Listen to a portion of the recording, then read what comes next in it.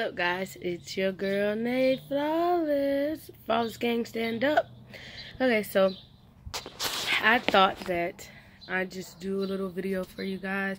My GoPro is charging, and it's more like a vlog type thing anyway. I'm sitting outside on my balcony, but I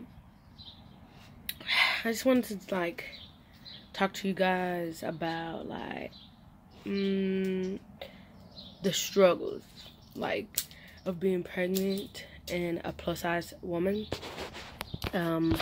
It's different because, and the reason why I say it's different is because you don't show like everyone else would show because you're bigger. So I'm gonna start like just from like the beginning of my pregnancy and how I felt about it. Like in the beginning, I was happy. I was very happy. I'm still happy, but like I had the symptoms of nausea and everything like that, which let me know that I was pregnant. But I also had a friend that was around the same gestational age as me, and she was showing already a lot more than I was, and I knew that was gonna happen. I knew that could be a possibility. So like me knowing that I'm bigger and I probably won't be showing, or my belly probably won't harden or anything like that until I'm probably maybe about 5 or 6 months. It's hard, but at the same time it makes it even more hard because I won't be able to feel my baby as early as other people will be able to feel their baby. I won't be able to feel the baby move as soon as like 20 weeks, like some people. And that to me is it's sad, but at the same time, I mean, I know that my baby is okay. But I would like, that's why I wanted to lose the weight, and I was on a weight loss journey before I got pregnant, and I lost a very lot of weight. And I wanted to lose the weight before I got pregnant, but my doctor had told me that I wasn't going to be able to get pregnant, and so then I just went on my weight loss journey for myself. And I did. I lost a ton of weight, and I did very good with it, which is a possibility as to why I have gotten pregnant, because I lost the weight. But I wanted to get a lot smaller than I had gotten so that it could look like I was pregnant instead of fat. And I know a lot of plus size women go through that because to other people you just look big. You have to tell somebody, you know, that you're pregnant in order for them to realize that you're pregnant, because you've already been plus size. So you're not going to look any different to anybody. So like when you're going into the doctor's office and they talking to you, you know, your weight is a factor. They'll put you on high risk. Like I'm on high risk pregnancy because of my weight, and also because I've had a miscarriage before. So I'm a high risk pregnancy. The only thing that I can say good comes out of a high risk pregnancy is that every time you go see your doctor, they give you ultrasound. And a lot of people say like throughout your ultrasound, or throughout, you know, your pregnancy, you only get like 3 ultrasounds. But being a high risk, you get to see your baby every time you go see the doctor. So that's the only good thing that I say comes out of a high risk pregnancy, is that you'll be able to get to see your baby and get pictures of your baby a lot more often than when you're not. What else? Also, being a first-time mom, it's a lot of confusing things that goes on with just being pregnant in general, and not just being a plus size mom.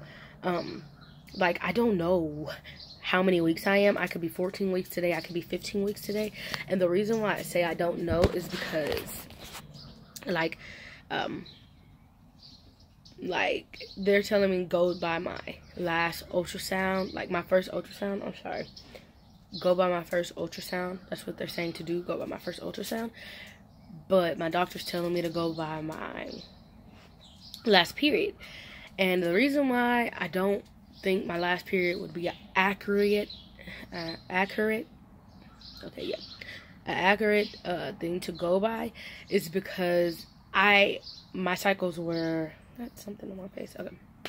My cycles were irregular, and so going by that, I don't feel like that'll be a very like on point time to go by. And yeah, it's only a week off, like so it's not really that bad because the baby could come a week early and the baby could come a week late. It's only a week off.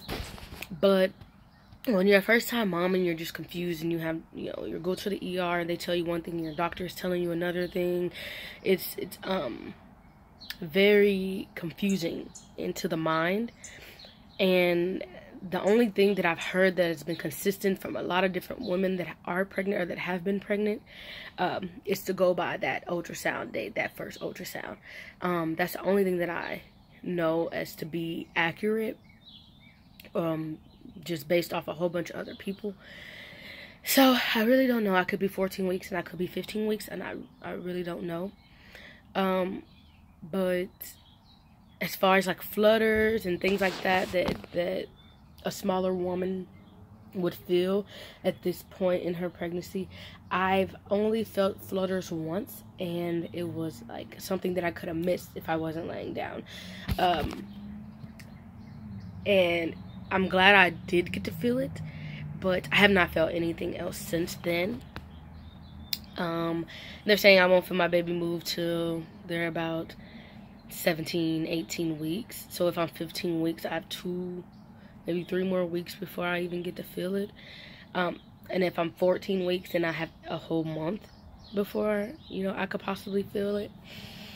It's just, you know, the things that assure you that your baby is okay, and the things that assure you that, you know, your pregnancy is going well, as a bigger woman, you don't get that assurance. Because you can't feel those things. You can't feel those flutters. You can't feel those, like you have to wait more weeks just in order to feel your baby. And that's even then. You might not even get to feel your baby depending on, you know, just how big you are. I was a lot bigger than I am now before I started losing weight. And I'm glad I did start losing the weight, and got smaller. But the struggle is real. Like, being plus size and being pregnant, the struggle is real. It's something that needs to be talked about a lot more often, so that other women who are pregnant, other women who are plus size, can understand that they're not alone in the situation, and that there are other women that are going through these same feelings that they are.